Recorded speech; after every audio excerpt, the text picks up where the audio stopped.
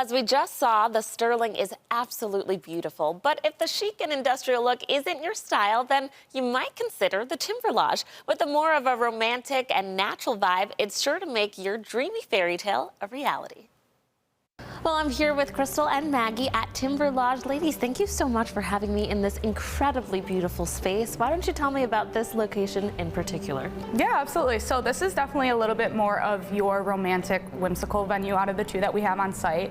We can seat up to 220 in here, which is a lot for kind of the woodsy kind of venue, which is really nice. It has a lot of the same features as the Sterling 2 with the main dining room, a lot of the outdoorsy space, same with a lot of the outdoor dance floor, which is really fun.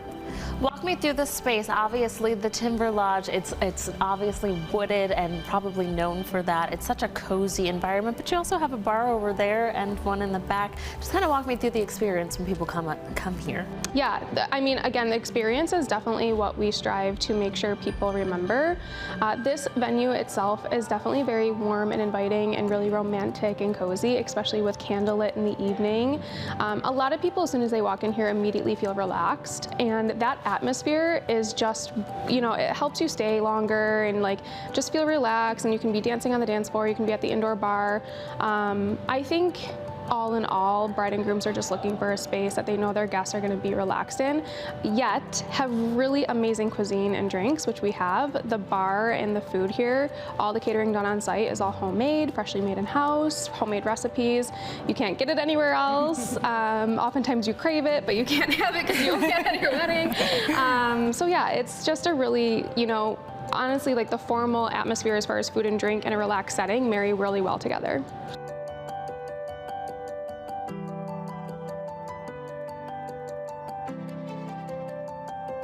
Yeah, honestly, I mean, what groomsman doesn't want to come and like hit balls before he's got to like get to his ceremony, you know, and just hang out with his guys. And while you're on site getting ready for your wedding, because we have bridal suites at both locations, it's really fun to see the energy of the golfers out on the golf course, you know, having a good time. It just feels much more alive. And it's so scenic. You know, the golf course here is incredible. It's beautiful, rolling greens. There's a really beautiful boardwalk nestled in the woods in between hole 7 and hole 8, where a lot of bride and grooms take photos on. Really private, you know, the tree lines, the evergreens, the willow trees, the ponds. I can go on and on. The property here is incredible.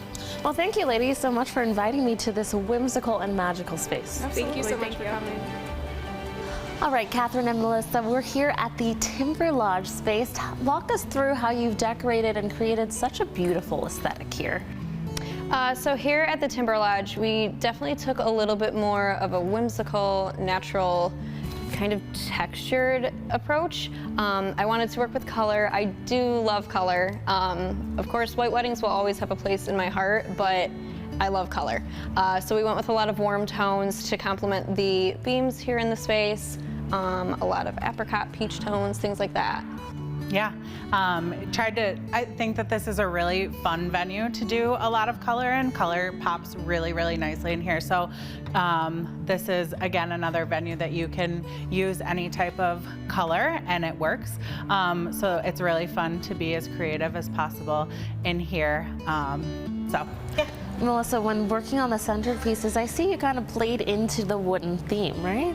Yeah, so sometimes I'll do a little ode to if there's already a wood element in something.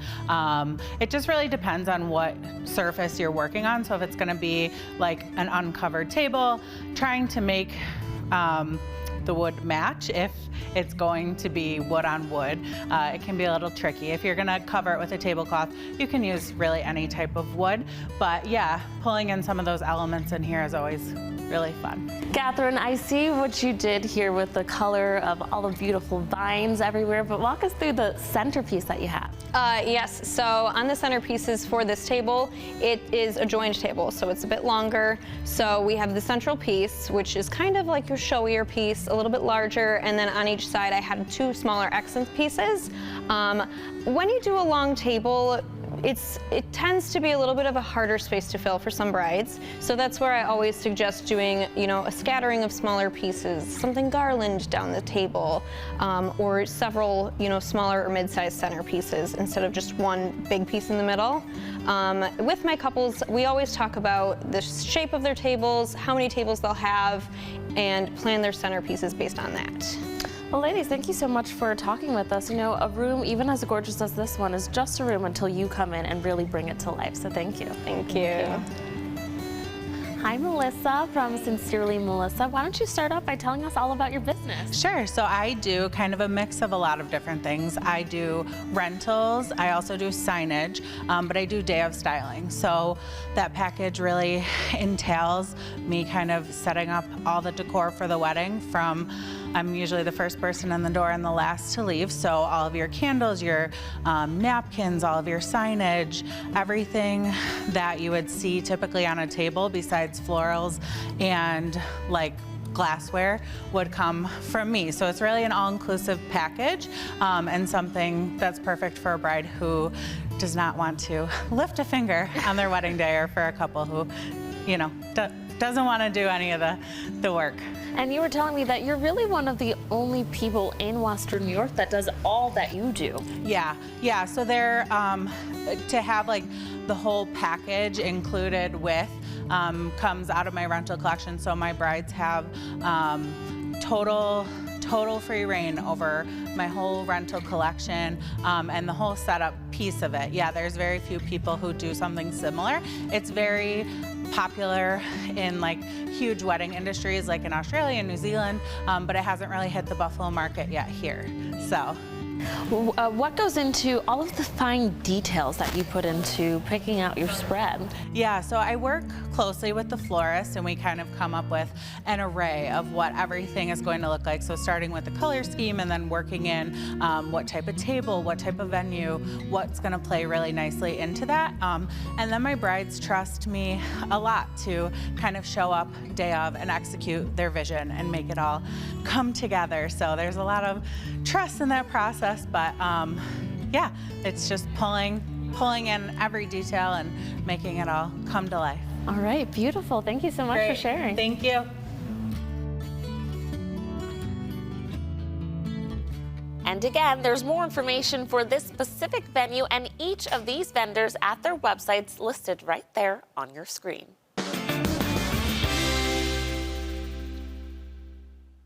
Okay, so we have all the looks down from the dress to the decor, but it isn't enough to see it all in person. You want to preserve the beauty of your day forever, right?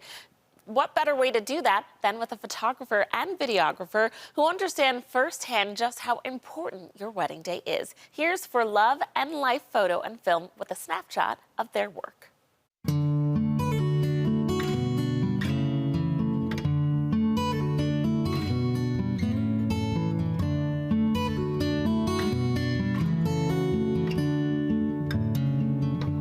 Well, I'm here with Adele and Joel, and you know, when people get married, we live in an age where if you didn't take a picture, it didn't happen, right? Yes, you guys are the ones who really create those memories that are gonna last a lifetime and for people to go back and remember them. So walk me through the process of when you're working with your clients.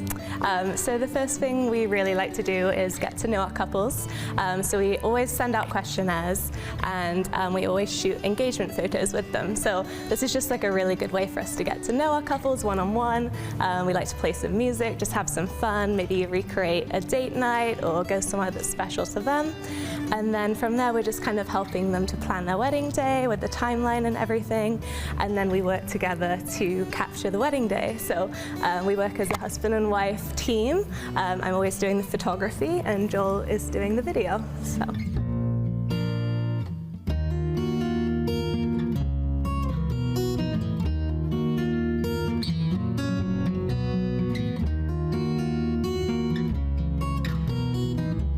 Yeah, walk us through what your process is like, Joel, when you're going around during the actual wedding day. So during the wedding, we like to kind of approach it as like a really candid moment and have it be a really stress-free day for the couple because there's always so much going on and so many things that they don't realize are going on in the background. So we like to just kind of be in the background, catching the candid moments and really like capturing their story.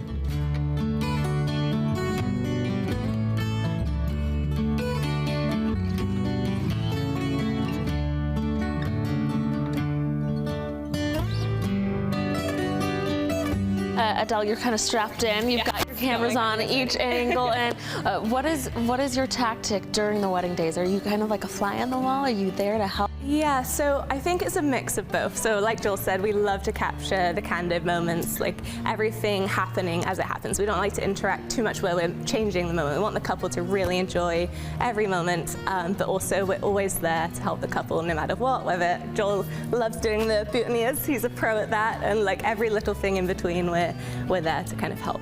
So. Well, thank you guys so much. You're not only part of someone's special days, but because of you, you make it last a lifetime.